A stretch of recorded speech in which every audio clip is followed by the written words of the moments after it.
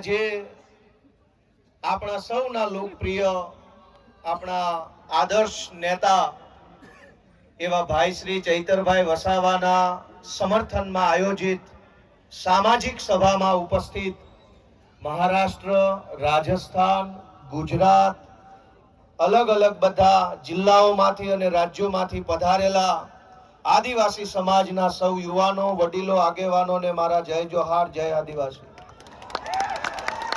મંચ ઉપર ઉપસ્થિત ગુજરાતભરના આદિવાસી સમાજ માટે હંમેશા જેઓ લડે છે એવા ભાઈ શ્રી આનંદભાઈ પટેલ, હંમેશા જેમણે ચૈતરભાઈની સાથે ખભે ખભો મિલાવી અને ગુજરાતભરના મુદ્દા ઉઠાવ્યા છે એવા શ્રી ઈશુદાનભાઈ ગઢવી, ચૈતરભાઈની સાથે મળી અને આદિવાસી વિસ્તાર માટે, અમારી પાર્ટી માટે, ગુજરાત માટે હંમેશા જેમણે કામ કર્યું છે એવા ભાઈ શ્રી મનોજભાઈ સોરઠિયા, મહારાષ્ટ્ર અને રાજસ્થાનથી પધારેલા આદિવાસી સંગઠનોના સૌ આગેવાનશ્રીઓ, નિવૃત્ત આઈએએસ સાહેબશ્રી, બધાયનો પહેલા તો હું ખૂબ ખૂબ આભાર વ્યક્ત કરું છું કે આ મુશ્કેલ ઘડીમાં બધાય એક થઈને ભેગા મળીને ચૈતરભાઈની સાથે ઊભા છે.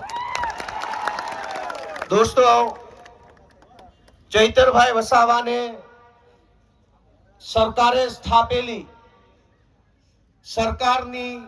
સરકારના પૈસાથી ચાલતી સરકારની અદાલતે 7 વર્ષની સજા આપી છે. અને સરકારે સ્થાપેલી, સરકારના નિયમથી ચાલતી અદાલતે જે સજાનો ચુકાદો સંભળાયો, એ સજા, એ ચુકાદો આ જનતાની અદાલતમાં લઈને અમે બધા આવ્યા છે કે તમને એ માન્ય છે કે નહીં. લોકતંત્રમાં સરકાર કે કાયદો કે વ્યવસ્થા, આ બધી જ વસ્તુ કરતા સર્વોપરી છે જનતાનો ઈરાદો, જનતાના આશીર્વાદ, જનતાની આશા શું છે. સરકારની પોલીસ સ્ટેશન, સરકારના સરકારી વકીલ, સરકારની ફોરેન્સિક લેબોરેટરીઓ, સરકારનો ફરિયાદી, સરકારની તપાસ, સરકારનો દલીલ, સરકારનું બધું જ, પણ જનતાની અદાલતમાં સરકારનું ના ચાલે. આ જનતાની અદાલત ભેગી થઈ છે, આ આદિવાસી સમાજની અદાલત છે. ચૈતરભાઈને સરકારની અદાલતે અને સરકારે ભેગા મળીને જે કાંઈ ન્યાય અન્યાય કર્યો, એનો સાચો ન્યાય આદિવાસી સમાજની અદાલતમાં થવાનો છે અને નિર્ણય આજે અહીંથી આપણે કરીને જવાનો. દોસ્તો, સરકાર એમ કહે છે કે ચૈતર વસાવાને 7 વર્ષની સજા, આ જનતાની અદાલતના કરોડો ન્યાયાધીશો તમે અહીંયા ઊભા છો, તમે કયો તમે શું સજા કરશો ભાજપને? જો ભાજપની સરકાર ચૈતર વસાવાને 7 વર્ષની સજા કરે તો આ આદિવાસી સમાજની અદાલતમાં ભાજપને 70 વર્ષની જેલની સજા આપણે કરવાની થાય. આવનારા 70 વર્ષ સુધી ભાજપનું બટન નહીં દબાવવાનું અને એને સજા આપવાનો નિર્ણય આજે આ જનતાની અદાલતમાં થવો જોઈએ. લોકશાહીમાં જનતાથી મોટું હોય કોણ? જનતાથી મોટું કોણ? જનતાથી મોટી પોલીસ નહીં, જનતાથી મોટું જંગલ ખાતું નહીં, જનતાથી મોટા મુખ્યમંત્રી પણ નહીં, સૌથી મોટી જનતા. અને જનતાએ નક્કી કર્યું કે અમારો નેતા ચૈતર વસાવા છે. દોસ્તો, એટલે આ સજા માત્ર ચૈતર વસાવાને નહીં, જનતાને છે આ સજા. કેમ કે જનતાએ નક્કી કર્યું ને અમારો નેતા ચૈતર વસાવા. તો કરોડો લોકોને જે ચૈતર વસાવા ઉપર વિશ્વાસ છે, કરોડો આદિવાસીઓને જે ચૈતર વસાવાની ઉપર આશા છે, એને જેલમાં પૂરવાનો અર્થ એ થયો કે કરોડો લોકોને ભાજપની સરકારે સજા આપી છે કે તમારી પાસેથી તમારો નેતા છીનવી લીધો.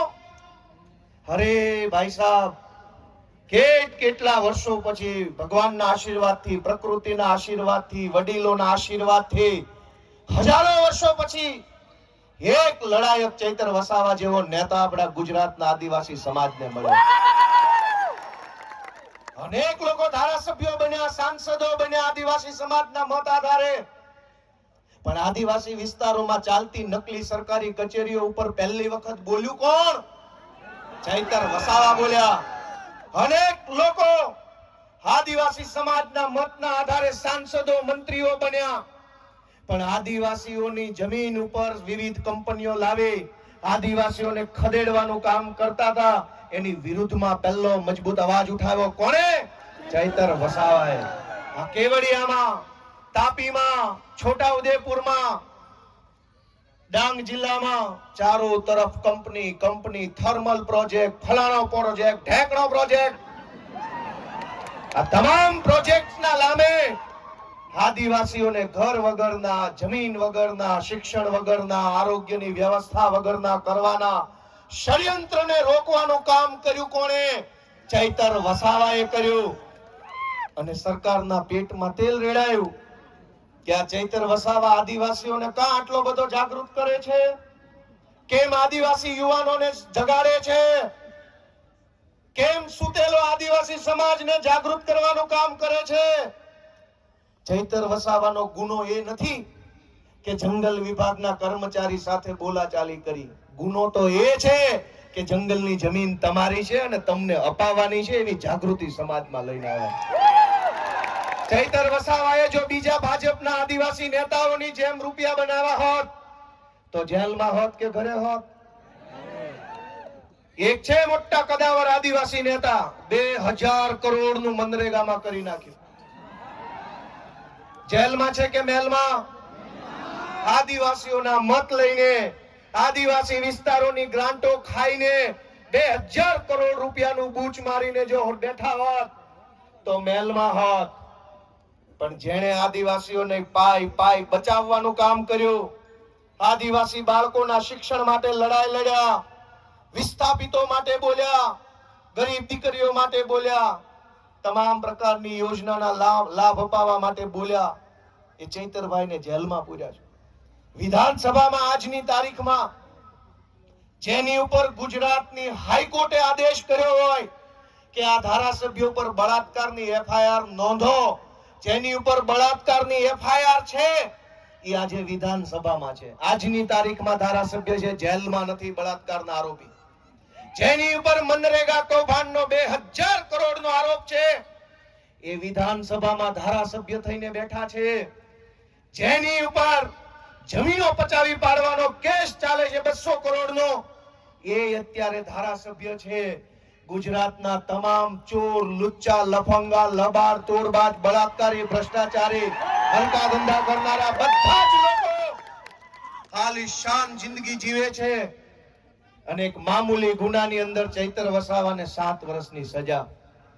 7મા ધોરણમાં ભણવામાં આવતું કે દેવડીએ દંડાય છે ચોર મુઠ્ઠી ઝારના ને લાખ ખાંડી લૂંટનારા મહેફિલે મંડાય છે. કરોડોના કૌભાંડ કરનારા લોકો